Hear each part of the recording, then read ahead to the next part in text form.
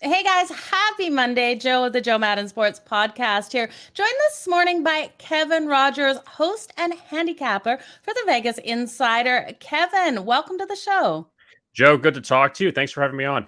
Yeah, happy Monday. I cannot believe we are at the end of June here, June 27th. It's Crazy. crazy. Like now that the Stanley Cup is finished, with Colorado beating Tampa Bay last night, with the Warriors winning the NBA championship against the Celtics, now we get into the dog days of summer. I mean, I like baseball. I like handicapping baseball, so I don't mind it. I know there's a lot of people that don't care about baseball, so we're like, oh, great. Now no basketball, no hockey. Let's get football going. But I'm okay because baseball's a nice little bridge before football starts. Yeah, it absolutely is. Is a nice break. We all really need some time to not have so many games on the board because we know fall is going to be absolutely crazy. 9 games on the board in the MLB today. We do have Canadian football season in full swing for people who do like Canadian football, something that I'm going to be talking about. But Kevin, before we talk about today's MLB, let's talk about you. How did you get into the industry? What's funny, Joe, is, and I haven't really told this story to a lot of people, but when I was about 9 or 10 years old, my grandmother worked at a bank, and she was in one of these football pools, and it was kind of like she's going to sign up for the pool, but let me make the picks. And I was like, oh, that's really cool. So there was like 8 games to choose from in the NFL. I'm 41, so this was like 1991 or so, and I would make the picks and I would see everyone else's picks, and it was probably like bankers and attorneys and other people that were in this, and I was kind of like her ghost picker in a sense. But it was actually like a good introduction. I really enjoyed it. I liked getting into it, and I really started with just football. And then eventually, like, ran the March Madness pools like in high school and did some NFL stuff, and then eventually got more involved. And then I got with Vegas Insider back in 2007 was my first year. Kind of just got in just kind of on a whim. I started handicapping there, started with baseball, and then got into NFL, college football, NBA, college basketball, and then eventually NHL. But been there since 2007, handicapping. And, I've done all the sports. I had a season I did, or a few seasons of WNBA. I did 1 year, did auto. I did NASCAR during the pandemic year, and I had nothing else to do. So I said, let me try Yeah. to do NASCAR. And you know what? It wasn't that bad. I was never a fan of NASCAR, but I did the head to head matchups. I enjoyed it. It was a nice thing to focus on when there was nothing else to do until about July. But I haven't really done NASCAR in a while. And you mentioned CFL. I do now a CFL video with Joe Osborne, who just joined us. He came over from Odd Shark, and I was with us at Vegas Insider. Great handicapper, great guy. And we do a video now. We've done a few so far. We're 3-1 on our picks. Joe's 2-0. Nice. I'm 1-1. I luckily I won with BC this past week, but did some CFL stuff. So kind of like all over the board. I'm not much into golf, not much into MMA. Yeah. That's not really my thing. But just been doing this since 2007, and I love it. Does what did your grandma think when you got into this industry, Kevin? I have to ask. What's funny? She passed away in 2008, and Oh, I'm it's sorry. been a while, Yeah. and that's fine. It's fine, believe me. Yeah. But I really didn't get into it full time. It was for her to give me an opportunity to do this. Like, oh, you like this? You do it then if you like it. So I was like, great. And then I did that for probably like 2 or 3 years. Then she retired, so I wasn't in the pool anymore. So it Yeah. was only for a short period of time. But no, it was something that was like a passion of mine because I Yeah. worked in radio for a long time. And what happened was I got into radio in college, went to Florida State University. I got into radio there, and then I moved to Kansas City. And I worked in radio after graduation from '03 to '05. I came back. I grew up in Miami. I came back to Miami in 2005. I got into radio there, and I've been here ever since. And when the radio thing I lost my job in 2008, it helped me with the handicap and kind of Yeah. focus on that part instead of doing sports talk shows to now do just concentrate on handicapping and concentrate on that world way before it got popular. So it's not like I jumped in, when everything, became legalized. I was in this way a long time ago before it became popular. And you couldn't really talk about it. You can't talk about it on the radio. You can't talk about it on TV. And now ESPN, they're promoting all of this. Fox, like, let's show the lines. Let's do this. And it's like, well, where were you? I know it wasn't legal, but like 15 years ago, I was doing Yeah. this before, y'all, jumped to the bandwagon. But no, it's always been a passion of mine, and that's where I'm happy that even though a lot of people now have kind of come in to this space, that's fine. Everyone can come in because now at least it's more accepted. I'm still happy that, I've been able to follow it this whole time and kind of see the evolution of it. Absolutely. What do you think the best change has been over the years? Because, like you said, it's mainstream, it's public, everyone's talking about it. What do you think the positive has been coming out of it? What's so funny is I'll go both ways, Joe. I'll go positive and negative. Okay. The negative first is everyone is like an expert. Everyone's kind of jumped in. So it's like everything you've worked for over the years, it's like, well, who are you? Because now, everyone else has an opinion on it. So that's kind of the hard part behind Yeah. it. Uh, the good part is it's just accepted. And unfortunately, I live in a non-legal betting state in Florida. We had, for those that don't know, I know Europe and Canada, but for those that don't know, Florida is going to be probably one of the last states to be legalized. It's just a tough state. If you're from here, you know the way it is. If you're not from here, you hear all the stories. Oh, that's so Florida. Florida's a weird state. I live in South Florida where it's a little more liberal. And then you have more in the panhandle in the northern parts where it's more conservative. And unfortunately, we had gambling in November of last year for about 5 weeks. There was Okay. one app, the Hard Rock app, because the Seminoles control a lot of the gambling stuff in Florida. So we had about 5 weeks of gambling. It was a huge thing in Florida. All of a sudden, somebody just shut it down. And it was Wow. done after 5 weeks. So we had 5 weeks of legal gambling here last fall, and now it hasn't come back. All these other states are getting it. But I guess back to the question about the positive is that you can talk about it now on TV. It's okay. Yep. You can talk about it on the radio. You can talk about it online, and no one's going to say, shh, stop talking about this. Like, it's okay to talk about. And that's what's pretty cool is that it's not like you're going on a show and half the audience tunes out. Now, there's a lot of people that don't like gambling, and I get Yep. that. But now more people are embracing it. So that's the good part behind it. And it definitely does not make black sheep out of us anymore because society's view of people that like to gamble, like to bet, even though so many people still did it, it really was a black sheep kind of society, it felt like. You always had to like bet with a bookie, or you Yeah. had to find something offshore that you couldn't just go to just bet on, or go to Nevada. Like those were your choices. You basically had three choices and one of them was legal. But what's cool is what was it, 2019, we went up to New Jersey, and some of us for work, we had a work function up there, and DraftKings had their casino there, or their sportsbook, I should say, in the casino in Atlantic City. And it was just so cool to see that, like, outside of Nevada and Las Vegas, that you have this sports book here, and it's fine to go in. You have you have the screens there where you can just, the kiosk. I lost my train of thought. The kiosk that you could just, it was October, so you're just clicking on like a hockey game, the Panthers and the Penguins, and you have all these different props: Sidney Crosby, Alexander Barkov, this and that. And it's like, oh my god, I thought I was going to bet on the game, but instead it's who's going to score a goal, and you had all these crazy things, and it was just so cool. And I also had something where I went to Tennessee about a year ago, to Nashville, and there's no casinos there, but you can bet on your phone. You could bet mobile in Tennessee, and just to go in, they had on the billboard coming in from the airport, Jamie Foxx on there, BetMGM, big thing. You had another one for another casino. It's like what is this? Like, years ago, you couldn't say a word about this. Now there's billboards promoting these sites, and we're sitting at a bar, and you're just like this. All right, here, I'm gonna look at my phone. Okay, let me put a second half bet here. Boom, boom, done. Okay, let me watch the game. And you're just like, what, this is crazy that years ago you couldn't even do this. Yeah. Now you're just like, okay, I'm just gonna do it. It's legal here, so I can do it. So that's the one thing that is pretty cool, that in those states where it is legalized, where again, I'm jealous that that's the case, but you could just have it on your phone, just do it, and not have to worry about going to Las Vegas Yeah. to make a trip out of it and do what you have to do, or do it illegally. So at least that's the good part.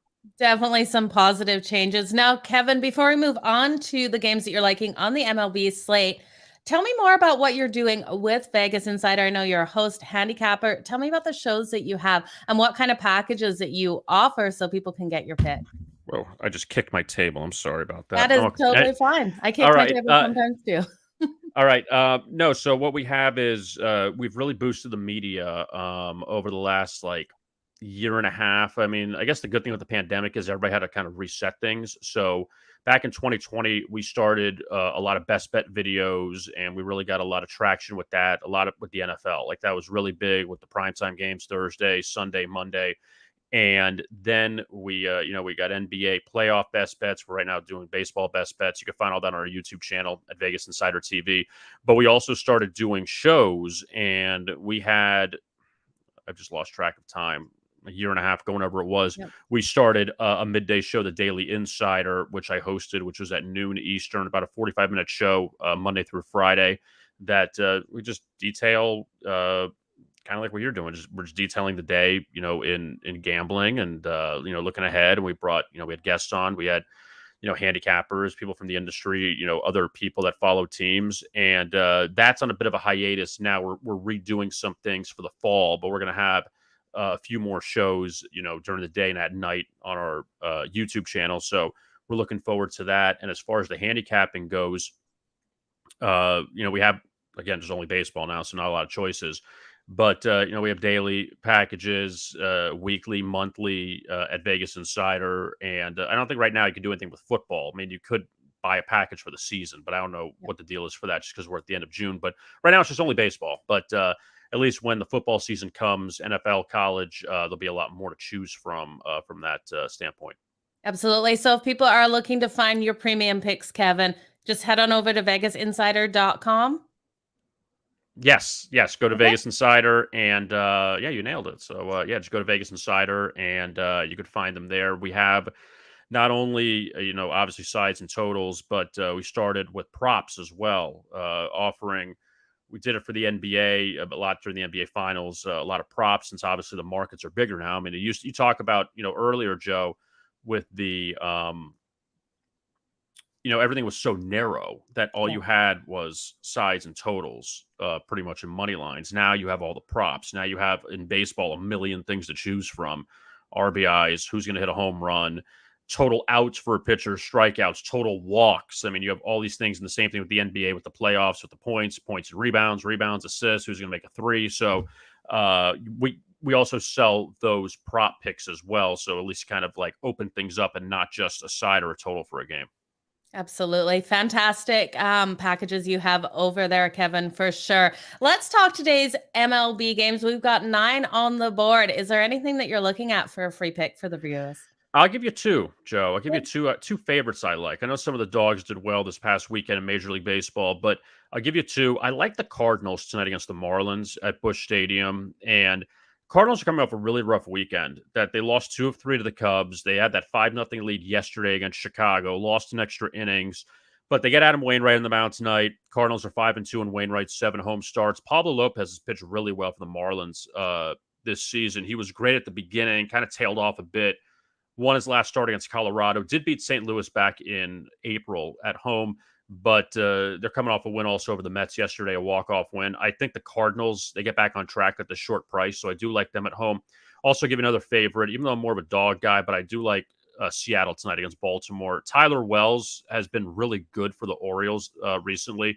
They're 5-0 in his last 5 starts, so he's obviously pitched well. I think a lot of people are going to see that, and seeing that Seattle is around a 150 favorite at home, and the Mariners, we saw that brawl they had with the Angels yesterday, and now they're back at home. This Baltimore team is not going to, they're going to keep.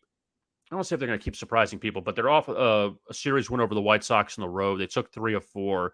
They played well. Baltimore and Seattle have the same record, and that's very interesting because Baltimore, again, slated to be a last place team, win 60-something games. Seattle had bigger aspirations this year. They had won 90 games last year. They're one of the biggest disappointments this year. But the Mariners did play well on that road trip. They swept the A's. They took 2 of 3 against the Angels. They lost the game yesterday, so they're playing a little bit better. I think Seattle is worth a look tonight after Baltimore had a really good weekend against Chicago. A bit of a shorter price that you see how well Tyler Wells has pitched, but I think Seattle bounces back tonight, beats Baltimore.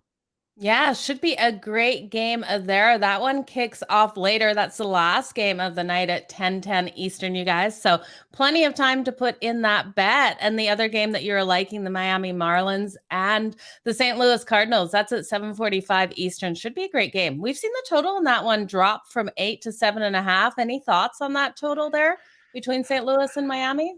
Not a lot of thoughts on the total. I just think that when you have these two pitchers, where again Lopez has been, pretty good for the most part this year, and Adam Wainwright, he's just such a horse. I mean, he's like Yeah. 41 and he's still kicking it. He's still tossing 7 innings. It feels like each time.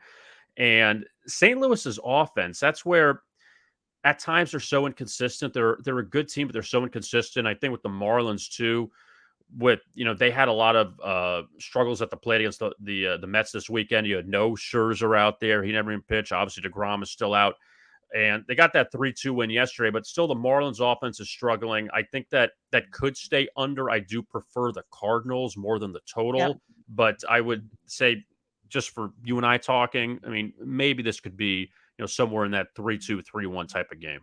Kevin, when you're looking at a game like this with two strong pitchers, do you ever look at the first 5 innings? Is that something that you give in premium picks?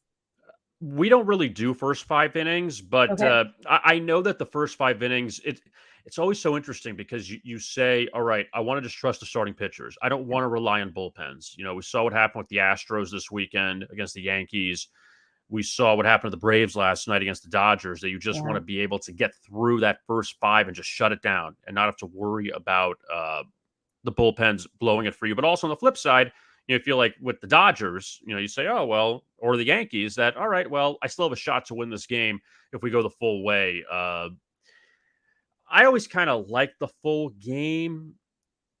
I don't know, the first 5 inning, it's always a tough argument. It really is about, Yeah. which one, because you want to just get by the first five and be done. But also you say, oh, well, at least the good news is if I'm losing, I still have a few innings to go, as opposed to saying, oh, I'm in the fourth inning already. I'm running out of time to win this. Yeah, absolutely. I find there's some value sometimes in that first 5, but it can be a sweat. Yesterday, I was riding Toronto and the Brewers under in that first 5 innings, thinking it'd go over in the full game with the bullpens coming out, but both pitchers gave up so many runs in that first 5. It was over before the first inning was over. So quite interesting way to look at different games. Player props, are you big into those for the MLB season as well? I've done a lot of strikeout props. I've had some issue. Yesterday, I went 0-2 in them, but I'll give you two tonight just because, I might love as it. well. I like Tristan McKenzie over 5.5 strikeouts for Cleveland against Minnesota.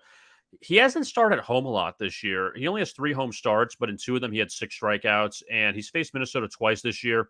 He finished with, I believe, 5 in each of them, but I think tonight he could break through. He's a guy that logs a lot of innings, so I always like that with these pitchers. If you can go 7 innings or so, that maybe you got time for yourself. So I do like that. And back to the Orioles Mariners, I like the under on the Tyler Wells prop. You got to lay some chalk. It's like 150, but it's 4.5 on his strikeouts, and he's gone 14 starts this year, 4 strikeouts or less. So he has not had 5 strikeouts in a game this season. And can this be the one? It always goes back to, is he due to finally get 1 5 strikeout game?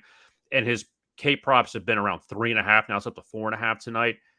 I don't want to trust it. I'm probably going to be dead wrong on it, but I'm going to go with the under on his strikeout props tonight against the Mariners. Okay, well, all the best in that bet, Kevin. You guys, if you're looking for Kevin's best bets, make sure you head on over to VegasInsider.com, get his premium packages over there. Kevin, it was a pleasure having you on today. I love the story about your grandma. That is just awesome that she really inspired you into this industry. Thank you for joining me today. It was a pleasure. Thank you, Joe. I appreciate it. Thanks for having me on. All the best in all of your bets. You guys, I'll be back at the bottom of the hour with another Joe Madden Sports podcast. Thank you, Kevin.